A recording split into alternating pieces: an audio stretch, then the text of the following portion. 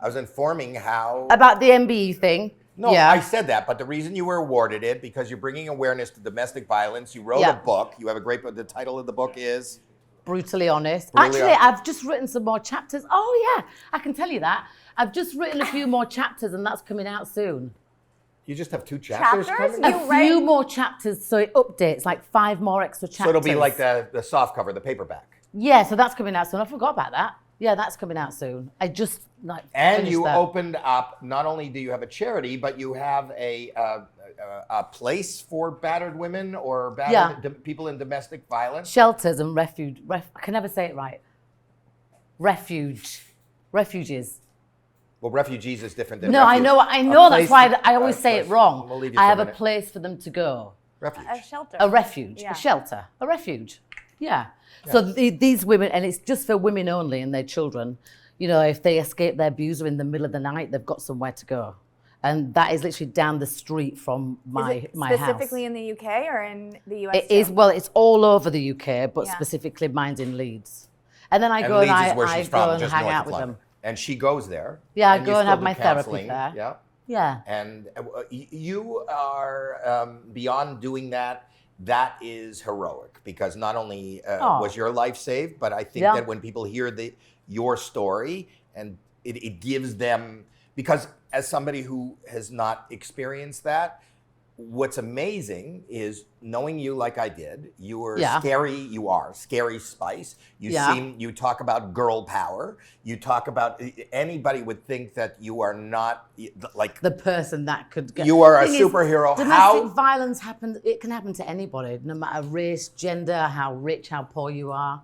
It can happen to anybody. And literally. you just, I don't know how much you want to share, but you came really close to death. Oh yeah, many times. Yes. At the hands of my abuser.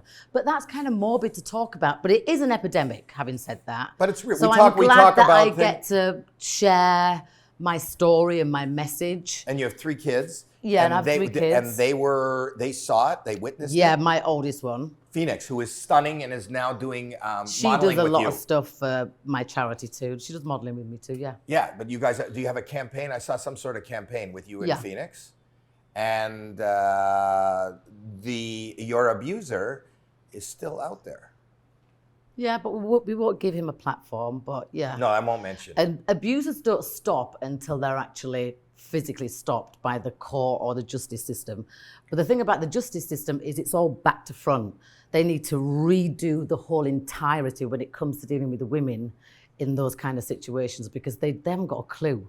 And they haven't got the right support system in place. I mean, the Met Police have stepped up in the UK. They're now educating people that go to houses where they've phoned up and, like I said, domestic violence. Now they're being educated. But you never went to the police. I was too terrified. And a lot of women think that they're not going to be believed. So they don't go to the doctor. They don't go to the police. They just hang on for dear life. No, I've heard from... I listen to a lot of like true crime podcasts, and a lot of the time it starts with domestic violence. And a lot of the stories say even when they do go to the police, they're not believed. Don't do anything until it's too late. Like you have to. A lot of the time. Yeah, and they won't do anything just. But that's all about re-educating the whole system and starting in schools, starting at home, being able to talk about it more openly and freely. Because when I brought came this close to death. I know that we saw you a few times at work with bruises and things, and you always made excuses. And I know your buddy Randy was sitting here. I think he's responsible also for saving your life. Oh, yeah. Yeah. He did. I heard a story where you were actually dying, and he pulled out the phone and you wanted to call 911. Got me up off the floor. Yeah. Well, it's 999. Pardon me? It's 999 in England. Okay. Just in case you ever need it. All right. That's good to know. It's informative. Yeah. But they got the point anyway. Not everything has to be correct. So that was a time in my life. But the thing is with abuse, you live with it. And you know, you can't just pretend it never happened. No matter how much therapy you go to, it's always there. So you have to live with it side by side. Do you think it affected your children? Definitely. Definitely. I'm sure it still affects them to this day, but we have counselling. We talk really open about it. And it's a thing where you just end up living with it for the rest of your life, unfortunately.